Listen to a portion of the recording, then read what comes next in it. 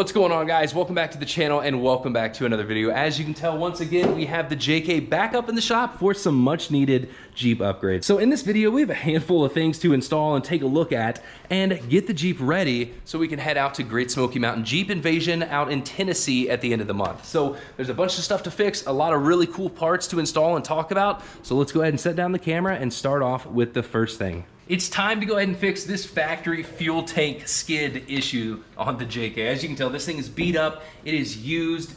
Honestly, I don't know how many more hits this thing can take, but it has done a good job in, protecting the fuel tank up until this point. But it is time to go ahead and put some more heavy-duty skid plate armor under the Jeep because this is a very vulnerable spot and I don't want to make it any worse than it is. So let's head over to the skid plate, check it out, and get this thing installed on the Jeep. So here we have the new 3/16 steel Barnes four-wheel drive skid plate. This is directly bolted into the JK.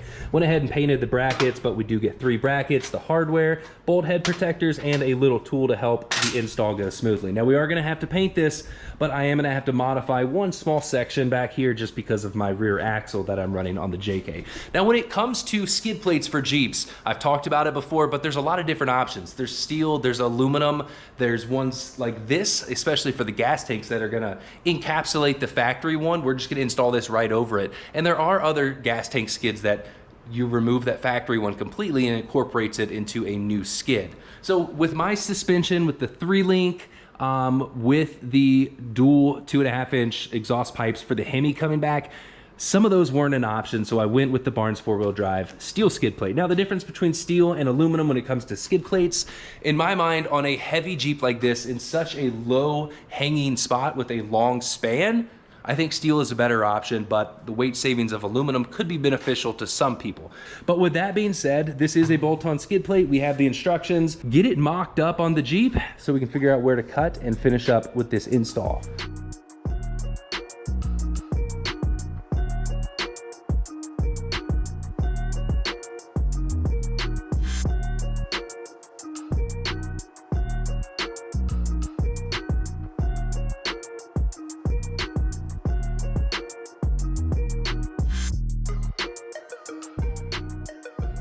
The skid plate is done. It's painted, modified, it is ready to be installed. We already have those forward 3 bolts out, the ones on the cross member and that one back there. So those 3 are what we're gonna install first and then work our way back with these 3 brackets here, which are going to tie into these brackets that we had earlier, which are going to bolt up into the factory spots. It's time to go ahead and get this installed on the Jeep, start hooking everything up. Now, some of these bolts can be extremely tight, so make sure you hit them with PB Blaster and an impact. Let's get to it.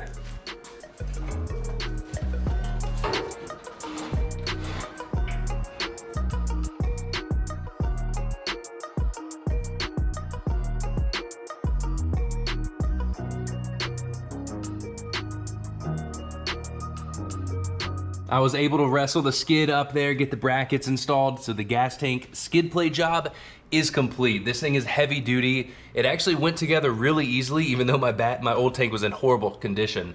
I cut off a few places. I was worried about, how conformed it is, if it would even fit over it, but it did. So moving on to the next thing, as you can tell, I've already removed the transfer case skid, changed out the Enduro joint. That was on there for 4 years. Threw a new one in, we'll grease it up, call that good.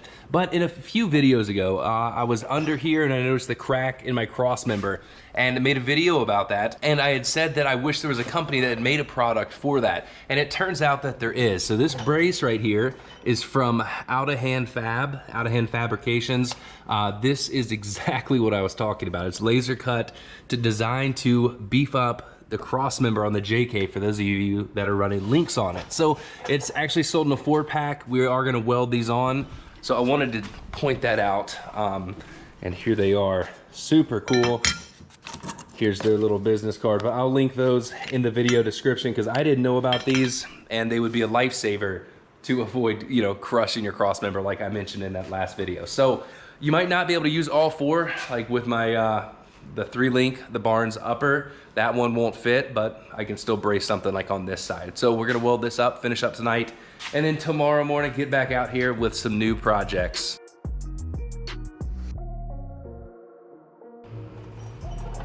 That is gonna be nice. Let's go ahead and paint it and put this all back together. I'm super happy with how everything turned out underneath the Jeep, but we got to keep moving forward because we have a lot of stuff to do. So next up, it is time to change the hydraulic steering setup to the West Texas Off-Road Redneck Ram setup. So there's actually a few reasons.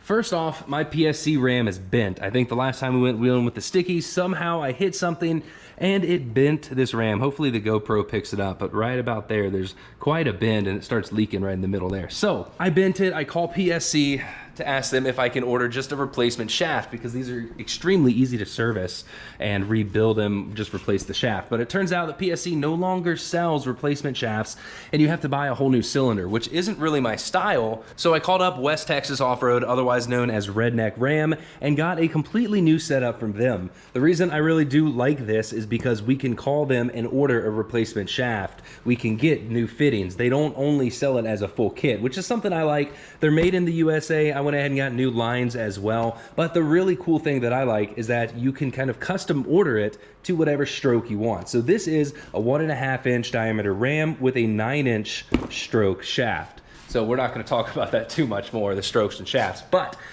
my PSC current setup is a 1.5, but it's only an 8-inch stroke. So I took that off and I measured how much actual tie rod travel we had. You know, so mark it on the axle, move it to full stop, mark it on the axle. I had 9 inches of stroke, which means I am missing out a little bit of like half an inch on both directions for steering, which is gonna be, which actually turns out to be a lot in relation to how much your steering wheel turns your tires. So with that being said, it is time to go ahead and swap this whole setup over to the Redneck Ram. They make really good stuff, and I'm stoked knowing that I actually have the right size ram now, which is awesome. But we do have to paint it. It comes bare steel right here. So we're gonna paint this, get all of this torn out, and get our new Redneck Ram set up on the JK.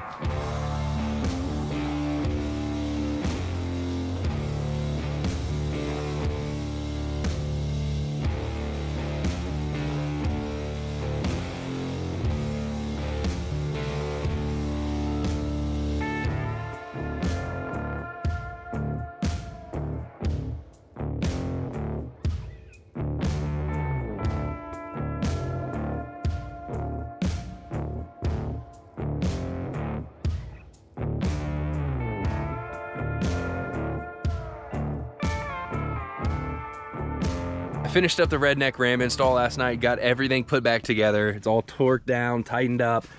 Fluid is in there. We have checked for leaks. All we have to do is flex this Jeep out and check for clearance. So I really do like these new, the West Texas lines. They have 45s instead of 90s on the end, which made it a lot easier to package the lines kind of up and away. So we should have plenty of clearance for the track bar and the drag link, but we're gonna flex the Jeep out just to make sure everything clears and works happy when we're both flexed and turned left and right.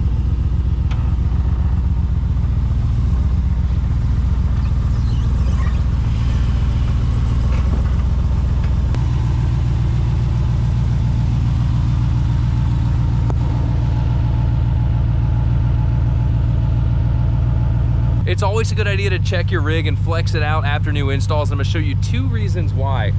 So first off, I can tell that this needs to angle back just a little bit. We have plenty of room on the track bar, but the drag link at full turn is hitting the fitting right down there. So we need to angle that back or move it in a little bit closer. And for the gas tank skid, I had mentioned that we had to do that cutout for the 14 bolt. Well, it's still hitting a little bit, so I have 2 options: either shave the gas tank back a little bit more, or expand our track bar to move the axle a little bit to the driver, which is something I think we need to do anyways. But let me just show you what I'm talking about.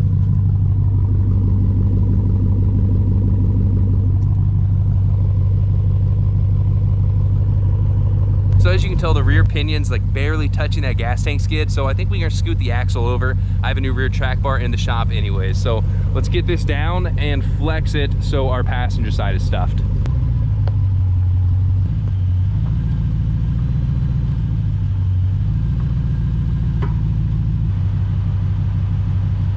We have 2 more quick projects to knock out, and luckily the install is going to be pretty easy. We have a rear track bar from Clayton Off-Road, as well as a set of front sway bar links. Now my current setup, they've held up perfectly fine. I just want to adjust them a little bit longer. I noticed that when this side was all the way, or the whole Jeep, when it was at full down travel, full flex, The sway bar links and the sway bar arm were pretty close to inverting. What that means is if the sway bar actually goes past that 90 degrees, your sway bar link can flip the complete opposite way, which is not good. And on the passenger side, my link at full flex is actually contacting my drag link right here. So it's creating a little bit of interference, and adjusting them about an inch and a half longer, we're gonna go away from both of those issues. Luckily, the Clayton sway bar links are adjustable. We can cut these down to make them whatever size we need.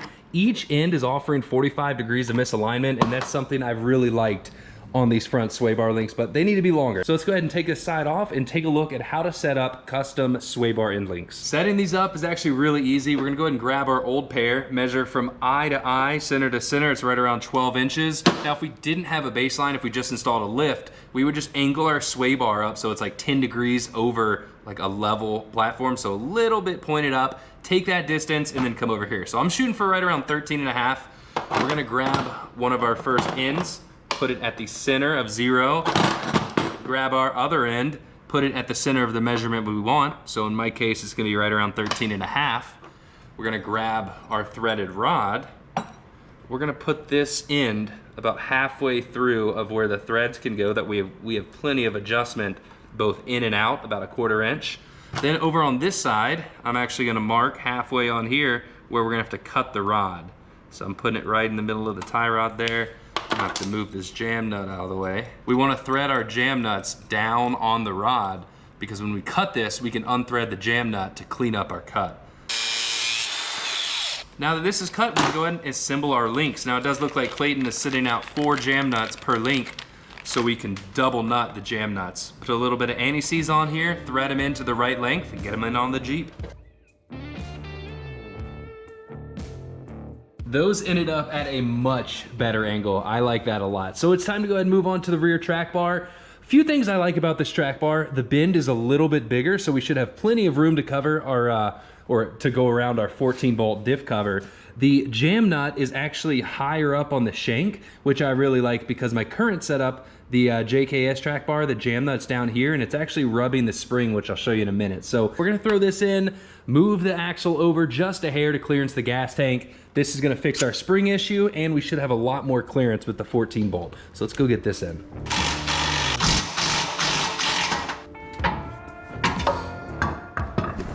I know it's dark up in here, but you can actually see where the track bar is rubbing the spring right there.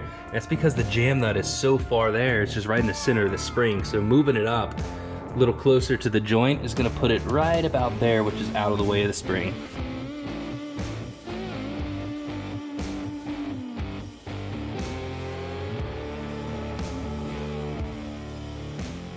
Finished up getting the Clayton rear track bar in. Everything is adjusted. I spent a little time doing a little bit of an alignment here just to make sure we're good to drive. I also cleaned up the Jeep so it's nice and shiny. And that's because we're driving out 13 hours to Pigeon Forge for the Great Smoky Mountain Jeep Invasion.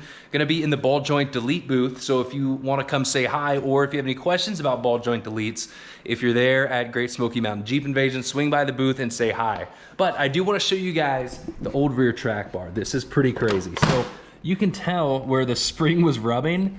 It must have been harder than this jam nut and the DOM tubing or whatever JKS uses, but it actually wore through that. Now, luckily the spring is fine, and with the new track bar, there's no clearance issues, so we're good to go. But that's gonna be it for this video. Unfortunately, I was unable to get those new brake lines in, but that was more of a maintenance thing, just kind of refreshing stuff. So we're gonna hit the road, heading out in the morning. I think that's gonna be it for this video. Thanks for watching, guys, and if I do end up filming something, or something, you know, knock on wood, happens on the drive, we'll continue the video. But if not, I will see you guys next week with another video. Thanks for watching. Like always, give the video a thumbs up, subscribe to the channel, and I'll see you guys later.